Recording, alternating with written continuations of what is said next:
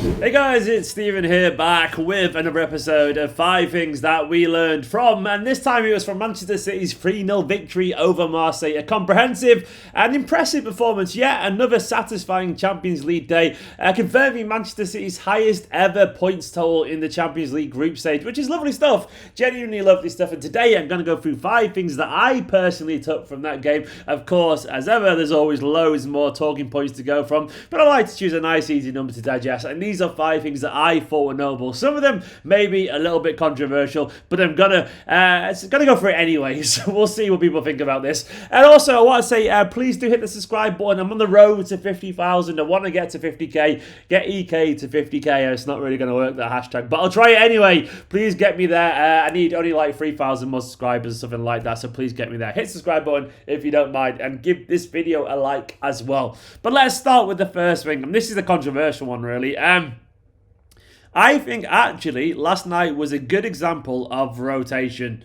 I think Guardiola got it really, really right. And this obviously is a precursor to another point which I'm going to talk about in a bit about the academy. But for now, I think largely we should talk about how Pep maybe has his motivation back. Maybe Pep's actually back potentially. And I'm saying this because Pep frustrated the hell out of us. The reason I feel like Guardiola is back is because he was annoying us with like a stubborn refusal to play academy players, and instead playing just strong players, instead making players play through until the end of the victory. And I think he got it really, really right. I want to see ruthless Pep Guardiola back, and the signs so far over the past few weeks is that this is a man that is focused and making the players actually go out there, do the job, and play through their mistakes, and not getting a rest. They are not knowing that they can let up. And we look at the last 2 games in general. In terms of a squad kind of like situation, we had 18 senior players getting starts over those 2 games, which is fantastic. So 18 players got starts. Aguero got a bit of a run. There was a goal, of course, for Sterling, which is fantastic. And you got to bear in mind just how big our squad is. When everyone's fit, which we're getting close to that point now. If we're at that point, aren't we? I think basically we're at that point right now. It means we've got like 25 plus, and then the academy players as well, around 30 players to try and get into essentially 14 or stroke 16 potential appearances on a pitch depending on the competition. Basically, it's very, very difficult to keep that many players fit. And I think Pep got it actually right, if we're being honest. He got so many starts for so many players.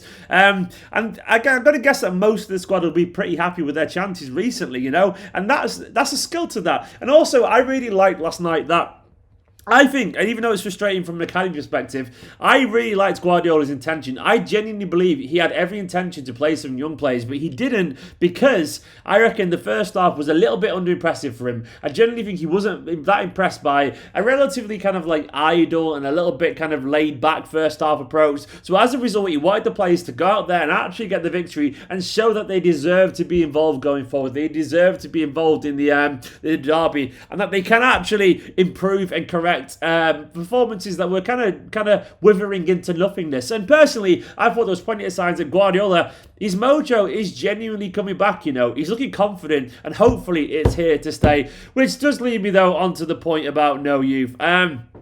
Well, worthy. I mean, I know I've just kind of rolled out the idea that maybe it was a good thing because Guardiola is actually trying to get his first team players more focused. It doesn't mean we couldn't have maybe brought on Doyle or Palmer for 10 minutes, does it really? I mean, the job was kind of done, so there's always 2 sides to every argument. You can kind of fundamentally agree with the idea of Guardiola just focusing the first team. You agree with that logic? But you can also go, well, I also wanted the academy players to play. You can exist in both worlds. You don't have to be either or. And I can see the logic and the idealism behind both approaches, I guess. And I think it was a shame, given the fact that this was genuinely dead rubber, that we didn't see the likes of Palmer and Doyle, 2 players that I think particularly have deserved a chance, get on for at least 10 minutes. I would love to have seen that. But I don't also agree this idea, and I've seen a lot of it on Twitter, when people are going, what is the point of even having academy if we're not going to use players? I mean, it feels like such a reactionary thing to say, because it feels like people just forgot that we do actually play academy players, you know? Now, I'm not saying they've changed the world or anything like that, but we literally do have 2 academy players regularly in our first team squad. You can't say Garcia doesn't count. It doesn't work that way. He literally does count. Even if you don't personally rate him, he does count. He's an academy player that's played regularly for the first team since since the first lockdown. And we can't really deny that he's getting an awful lot of chances that most young centre-backs in world football wouldn't get at a team as big as Manchester City. So Garcia is definitely an academy graduate. And we can't really ignore the fact that Phil Foden is a regular first-team member. Of course, we want him to play a bit more every now and then, but we can't deny that he's a regular first-team member and part of this squad. So even though it could be a little bit better, definitely, this idea that the academy situation is as bad as it was 5 years ago, it's just not true. It's just nonsensical. We have 2 regular players in the squad, and of course, we've already seen debuts for Cole Palmer, Tommy Doyle, obviously Liam Delap as well. Yes, it could be better, but it's not as bad as people make it out. So I want to offer a little bit of balance there. Yes, I want to see more of them getting games every now and then, but things have progressed a little bit, and I'm not going to use this this kind of idea about, oh, the academy's a waste of time. But it clearly isn't, it clearly isn't. So let's have a little bit of balance with these kind of situations, I guess. Thirdly, I couldn't resist this terrible pun. From Twitch to the pitch. Aguero is no longer a Twitch streamer. He's back being a professional footballer. And you know what? I missed his beautiful face. I genuinely did. I was sat last night on the We're Not Really Here show, Manchester City's YouTube channel, watching the game. And we were all like, God, he's a good-looking fella, isn't he? Every single one of us was saying that. But even Dickov was really impressed with how sharp Aguero looks with that goal. Such a striker's goal. Such an instinctive reaction. The kind you'd expect from a world-class striker. And to be honest, it was just nice seeing how much that goal clearly meant to Aguero. I'm sorry, but there was a glimmer of a like, oh man, I'm back kind of smile on Aguero's face. And that smile can genuinely light up a stadium.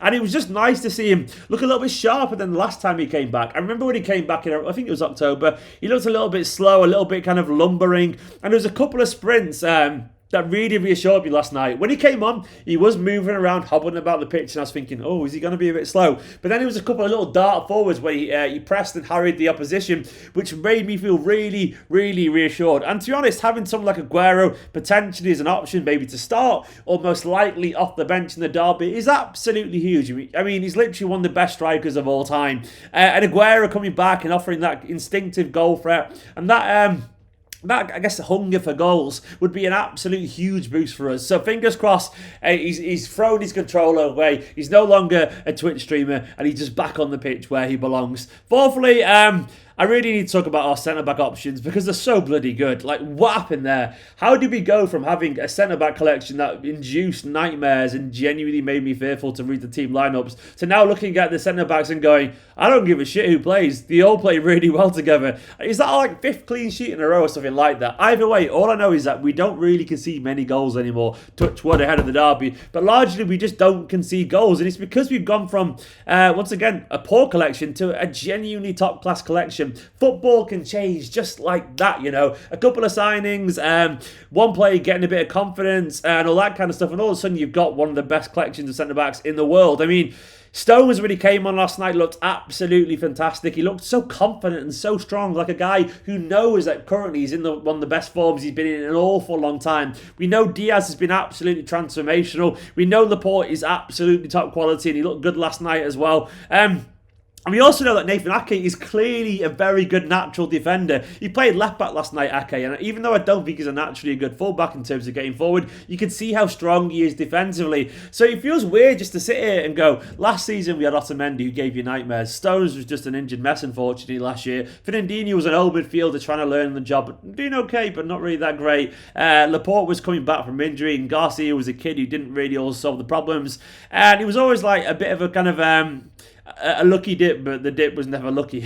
An unlucky dip last season of centre-back options. And now we've got this from where I'm like, just play any of him and it'll be fine. And I love it. I absolutely love it. Fingers crossed, obviously, we can make the same kind of advancements going forward with our front line. And I don't see the reason why we can't, by the way, because as this is proven, football changes so quickly. Also, finally, I need to talk about Fernandinho again. I mean, I love the guy. Fernandinho, just like, the whole fine wine thing and aging and Fernandinho. Being my age, actually, me and Fernandinho are the same age. It doesn't feel real, like, does it? But Fernandinho was absolutely fantastic yet again last night. He looks like he's getting better at the moment as well, if I'm being honest. You can tell he's starting to play his way to form a little bit.